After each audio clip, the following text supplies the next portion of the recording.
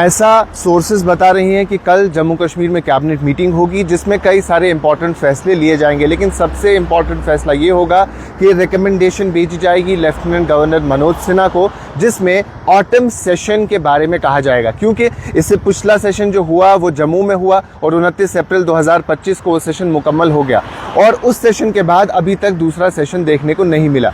अगर देखा जाए जम्मू कश्मीर रीऑर्गेनाइजेशन एक्ट के मुताबिक तो आखिरी सेशन जो हुआ होता है उसकी आखिरी तारीख और नए सेशन की पहली तारीख के दरमियान 6 महीने से ज़्यादा गैप नहीं आनी चाहिए।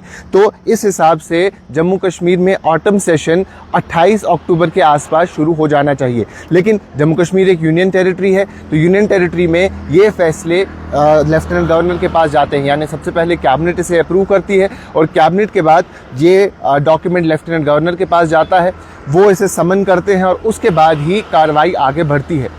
तो कल जैसा कि बताया गया है, जैसा कि सोर्सेज ने कहा है कि कल सुबह 10 बजे मीटिंग होगी और इस मीटिंग में as usual chief minister Omar Abdullah इसे प्रिजाइड करेंगे, क्योंकि वो हेड हैं कमेटी के, कैबिनेट के, और उसके बाद जितने उनके मेंबर्स हैं, जो 5 और मिनिस्टर्स हैं, वो उसमें शामिल होंगे और उनके शमूलियत के बाद ही कुछ फैसले लिए जाएंगे और एक प्रपोजल को तैयार किया जाएगा और उस प्रपोजल को फिर लेफ्टिनेंट गवर्नर के पास भेजा जाएगा। जैसा मैंने पहले भी कहा कि आखिरी सेशन 29 अप्रैल 2025 को मुकम्मल हुआ था, वो बजट सेशन था, तकरीबन 21 दिन चला था और उसके बाद अब ऑटम सेशन की बारी है और ऑटम सेशन इस बार श्रीनगर में होने जा रहा है और ये 28 अक्टूबर से पहले होना चाहिए, जैसा कि जम्मू कश्मीर रीऑर्गेनाइजेशन एक्ट में भी मेंशन किया गया है।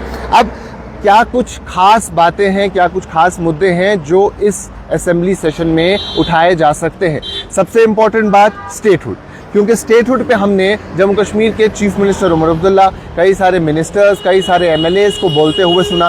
हमने देखा कि पिछले कुछ वक्त में कांग्रेस ने प्रोटेस्ट किया, कांग्रेस दिल्ली तक गई प्रोटेस्ट करते हुए, भूख हड़ताल पे बैठी। जम्मू कश्मीर के चीफ मिनिस्टर को जहां कहीं मौका मिलता है वो स्टेटहुड की बात करते हैं और उसके साथ बाकी सारे एमएलएस भी स्टेटहुड पे काफ़ी ज़्यादा स्ट्रेस देते हुए नजर आते हैं। तो स्टेटहुड एक इम्पॉर्टेंट और हॉट डिबेट इस बार असेंबली सेशन में देखने को मिलेगा। इससे पहले भी हमने देखा कि स्टेटहुड पे बात हुई, कई सारे हंगामे हुए और जम्मू कश्मीर की असेंबली का सेशन कई बार मुलतवी हुआ और डिसरप्ट हुआ स्टेटहुड को मसले को लेके। लेकिन इस बार फिर से एक बार उम्मीद है कि स्टेटहुड के मसले पे बात जरूर होगी। और उसके साथ साथ एक और इम्पॉर्टेंट और अहम मुद्दा रिजर्वेशन का है।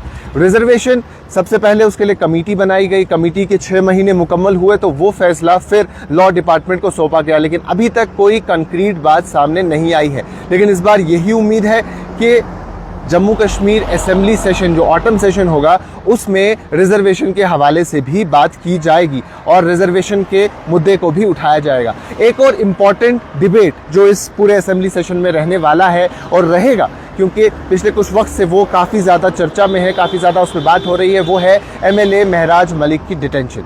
यानी एमएलए महराज मलिक जो डोडा ईस्ट कॉन्स्टिट्यूंसी से जीत के आए हैं, पीएसए के तहत बंद है और तमाम तर पॉलिटिकल पार्टीज़ ने इसकी मजम्मत की, लेकिन अभी तक वो बाहर नहीं आए हैं। अभी तकरीबन 2 हफ्ते होने को आए हैं और जम्मू कश्मीर रीऑर्गेनाइजेशन एक्ट 2019 में जो अमेंडमेंट हाल ही में हुई उसके मुताबिक कोई भी लॉ मेकर अगर 30 दिन से ज़ायद जेल में बंद रहता है तो उन्हें अपनी कुर्सी, उन्हें अपना ऑफिस छोड़ देना है।